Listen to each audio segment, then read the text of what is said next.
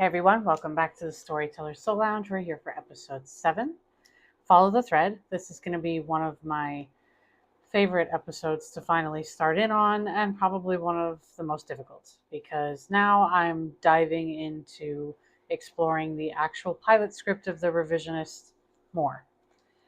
Now, depending on what kind of writer you are, I don't know about any of you, but my creative process is sporadic. Sometimes a script will come to me easily. I know the story pretty well, I know the characters pretty well, the idea is concrete, it's clear. That is the case for a couple of my pilot episodes for TV shows specifically, where I write the whole thing out with ease and then I go back and I revise it. Then there's another special case for specifically a TV pilot I was working on for almost 2 years. I want to say 2 years.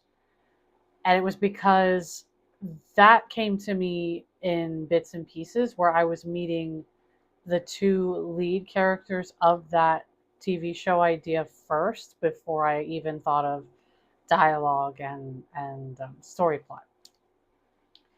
Those two leads of that pilot I was working on, they're musicians, and their show is heavy on original music. And so I was hearing, from the songwriter perspective, I was hearing the songs they were singing in the show before I even thought about writing the first words they ever said. And that's why that took 2 years. But that's not always the case. Sometimes I don't feel a call to a show or an idea, a film, for a very long while. And while I do know that I try not to push myself creatively, because I think that creativity should be flowing as much as you could possibly, flow with it. You shouldn't have to, force it. I do set some time aside every week to actually discipline myself to stretch the muscle.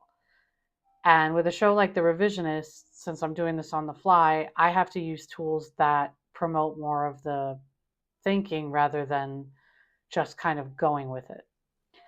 And one of these tools, it's going to come out of the Soulful Play suite, which is my favorite thing to do in my toolkit list. It is a screenwriting specific toolkit. It's called Follow the Thread. And you can see it back here on the board. You pick one character from the show or film to follow for the first round of the script and see where that character takes you. There are 3 points that I pay attention to specifically in a pilot when I'm writing: the anchor, the tether, and follow. It's the anchor point, the tether point, and the follow point. By that I mean, because I've been doing a lot of script coverage lately, for me, the anchor is where, in this case, we're going to follow Benjamin Harlow when I'm doing this. And from the previous few episodes, Benjamin Harlow is a professor in The Revisionists, and we know that he's the father of Abigail. And there's clearly a history that I built into him with this revisionist project. So I will start with Benjamin, and I got to give him an anchor point, which means, where is he in the pilot episode? How do I first meet him? What is the current location that he's in? What emotional state is he in? What do I know about him in that current moment? And why should I care about following him to the tether point? And the tether point is the halfway point of the pilot. And if you're doing, say, an hour-long pilot script, anywhere from 60 pages, say about 30th page, so kind of like look at the tether point and start asking about whether things have changed since the origin point. What have I gained? What have I lost? What's a new huge emotional truth that just shifted in the tether point to continue the show? And then, of course, the follow point, which is the final part where your character is landing. And for pilots with the intention to, carry on to an episodic or serial television show, in my case, is the character moving enough, emotional enough, has something fundamentally changed is he worth following throughout the series? Is there something there that the audience can connect to? Am I creating a compelling character? And in order to create consistency and follow the thread, there are three key rules, I want to say, three very key rules that I follow when getting from the anchor tether to the follow points. It's follow the character, follow the dialogue, and follow the action. So essentially, just write for the sake of writing, where Benjamin Harlow might be, which is the point of this exercise, starting from the anchor point first, the tether point next, and then the follow point. And then after I have gone through and I have done the anchor, tether, and follow, I may fill some tiny scenes in between with Benjamin. And when you go back and look at the follow the thread method, when I use it, I look for common themes, common things that keep popping up. It's even great when you repeat the method, and I follow Abigail Harlow next. I follow Leon Calder. I do that for each character, and I see where they're going, and I can see where their stories are linking up. What are the common things that these guys are coming across? But in order for this show, for me to kind of get a feel of where I want this pilot to go, I'm going to start by following Benjamin first because he feels like for me, the strongest lead. So I use Highland, the script document program. I use Highland temporarily to do this. So I'm going to follow Benjamin Harlow through his anchor, tether, and follow points. I want to say for a show like this, I am probably going to do an hour-long kind of television show in the case of the Revisionists. So the anchor point would be, where do I picture Ben Harlow starting off in the pilot? So I'm already picturing Ben at the university. My brain is picturing him opening us up with maybe a lecture, and I don't know why. It's hard to interior Professor Harlow. I'm seeing him, Benjamin Harlow's classroom, university. What was the name of the university? Didn't I have a name for it? I mean, I remember the name of the town, which was Yorhist. So I guess that's Yorhist Community College, yeah.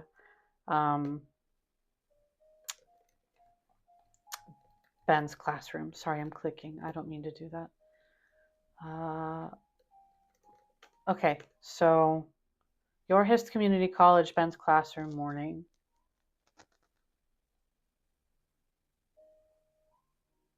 Oh man, trying to come up with dialogue on the spot. The creative process is one that's so sacred to me. I don't even know why I want.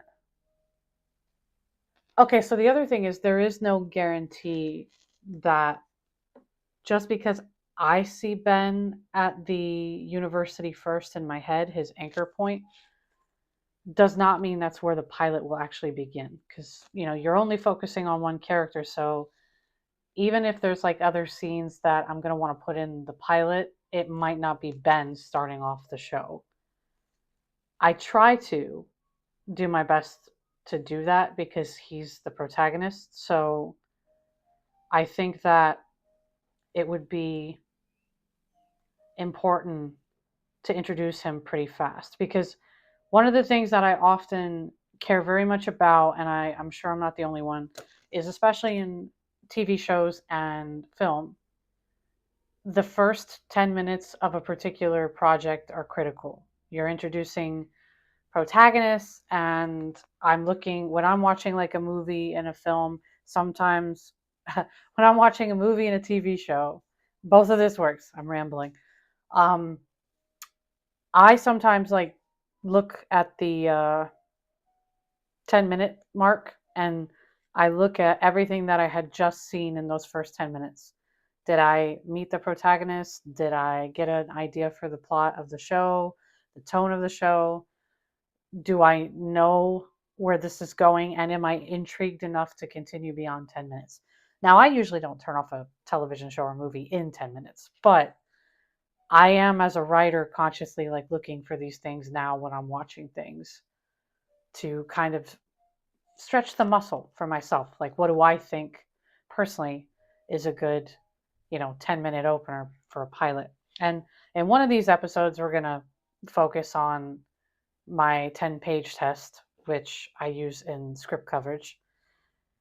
And I will probably run the 10-page test on this pilot script when I get it done to see if I hit all the marks.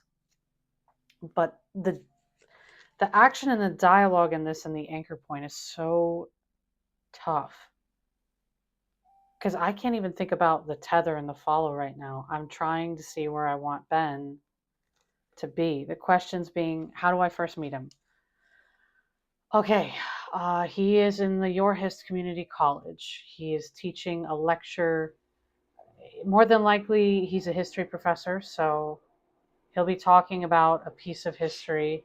And I think instead of it being not a cliche, but something that a lot of people already know, he's talking about the history of Your Hist, the liminal space line between New York and Massachusetts, the town that they live in, which is on the mysterious, mystical fault line that isn't supposed to be there. Very, very dormant.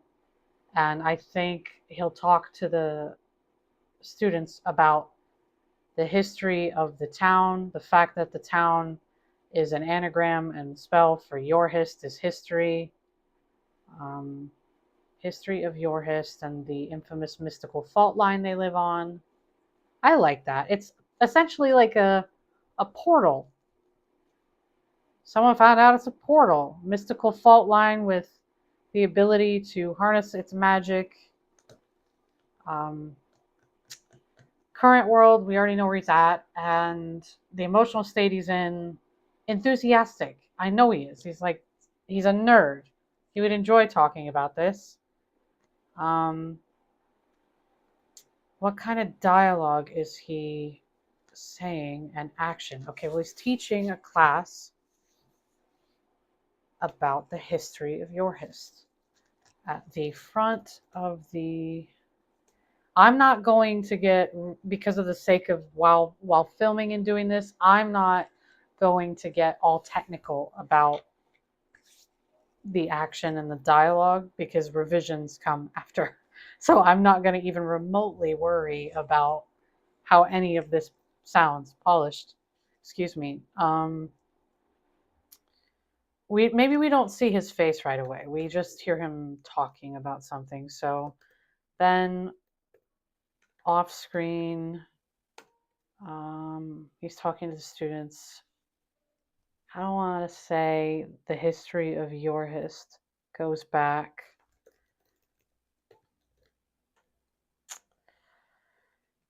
We are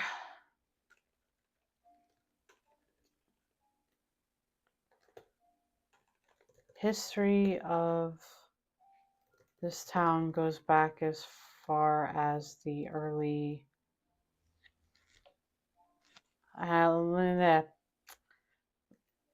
year of the hang on, late 1600s. Okay, that's where I want it to be. The late 1600s. Okay. History of this town goes back as far as the late 1600s. And we are currently sitting on the... It needs to have a cool name. And I'm not trying to... Latin word for... It might be too... Yeah. Latin word for time travel. Way too wordy. Tempest fault line. Why don't we just go there? Tempest fault line. Currently sitting on the Tempest fault line. Okay, this is Ben's dialogue. This is where I'm at right now. History of this town goes back as far as the late 1600s, and we are currently sitting on the Tempest fault line. Okay, go interior, Your Hist Community College, Ben's classroom. Now we see Ben Harlow. Let's go late 40s. Yeah. Yeah, let's go late 40s. I think I'm... No. Maybe early 50s. Yeah, early 50s. We'll go early 50s. Okay. Ben Harlow at the front of the classroom draws on his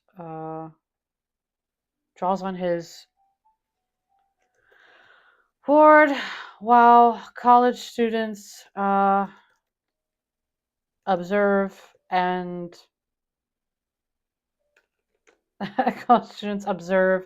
and also no. I don't like that. Draws on his board while some college students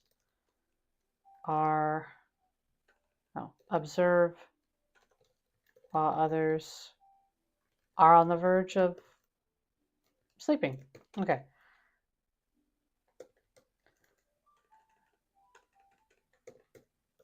Ben moves with enthusiasm, like he's in an art class, but like he's in an art class.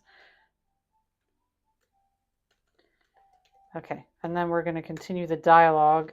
The history of this town goes back as far as the late 1600s, and we are currently sitting on the Tempest fault line. Legend says that the Tempest fault line was a known portal between worlds and was opened back during the Salem witch trials.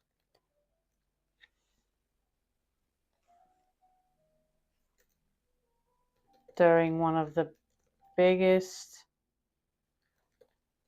storms of the season.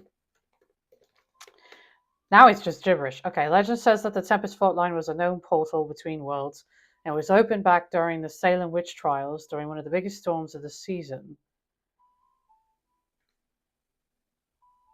Wait, no. Maybe we should come up with a name for the witch that opened it. So, known portal between worlds, and the witch. No. And a witch by the name of Cassandra.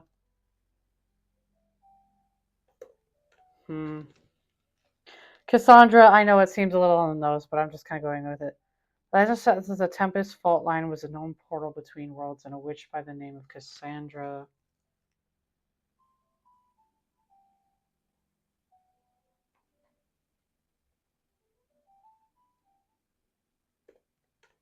I can't get caught up in here. Cassandra. We can't get caught up on the last name. Cast a spell that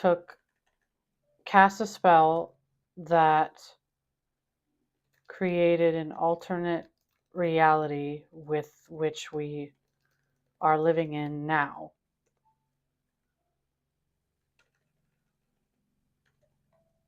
Ben draws a giant wormhole in the center of the board between New York State and Massachusetts, right at the center of Your Hist on the map. Okay. Dusts his hands off. Dusts the chalk off his hands. Yeah, dusts the chalk off his hands. Turns to the kids. One of the students, don't care about his name, Lucas, scoffed, unimpressed. Let me get this straight, Professor H. You're trying to tell us that we aren't actually living in the reality we are supposed to be living in right now? That's the running theory.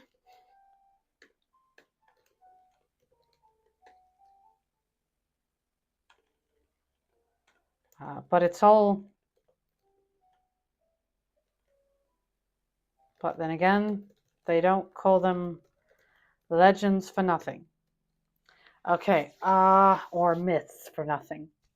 I think I like where he's going right now with the anchor point.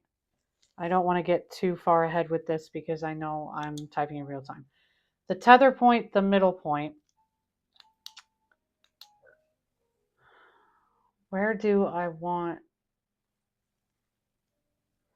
to see him? One thing I know for sure with Ben is that he at the middle point has already met Nathaniel Alcott. He should have already been at the bar. He should have already met Nathaniel. The Revisionist project should have already been mentioned. These are things I already know should have happened. That doesn't mean I'm sure whether or not it's in the halfway point.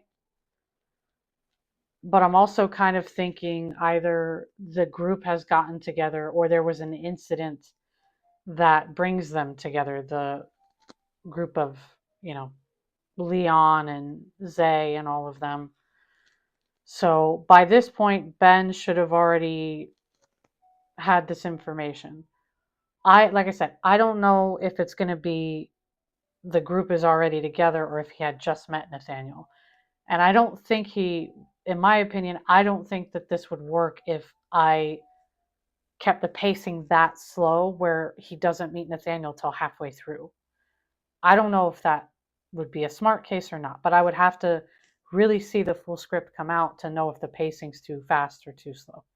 And the follow point, the only thing I know about the ending for Benjamin right now in my head, given already where I see him heading, is keeping sort of his double life a secret from Abigail, but also uniting these kids together with the Revisionists. And I'm feeling like this big secret has something to do with Abigail's mother and the fact that she is a descendant of this witch Cassandra who opened the portal and did all these things. So I think that that's something that he would keep for himself to sort of create the tension throughout the series and kind of keep that secret going. I know that Ben will kind of hold on to that, and I'm picturing him back at the loft where him and his daughter live, and Ben's sort of like holding on to this artifact. Maybe, for all I know, we don't know, he trapped his wife in a particular artifact thing. But to do this in real time is very challenging. I'm not going to lie. But I do like Ben showing up at the college first. That seems more like him. And the tether point should be him have already having a discussion with Nathaniel, the villain. And then the follow point should leave something, very tense. I think Cassandra would be an ancestor and Abigail would be the descendant. Something happened with her mother that Ben's not telling her. And I think he trapped her in this device or box, and it was to protect her. I'm not so sure if I'm going to land there, but I'm going to obviously take some more time with Ben. But you kind of have an idea of this process because this script is a little tricky to do on the spot versus the ones that I usually write. And for the next episode, I will keep going into the pilot piece by piece. We'll keep working on it, and you guys will get to see the frustrations and the creative blocks and how difficult this whole thing can be sometimes for me. But I'm going to keep bearing it and doing it in real time, because it's better than doing it behind the scenes and pretending I have it all figured out. Anyway, thanks for joining me for another episode. This was Follow the Thread. This is a screenwriting tool that I use to follow a character through a script when I'm not quite sure where I want the script to go. And you can do it with multiple characters. Remember, an anchor point, a tether point, and a follow point. And follow the character, follow the dialogue, and then follow the action. I'm going to use this in full throttle with Ben and then see where this story takes me. And then in the next episode, we'll continue the pilot script some more. But once again, thanks for chilling in the lounge with me. I'll see you guys next time.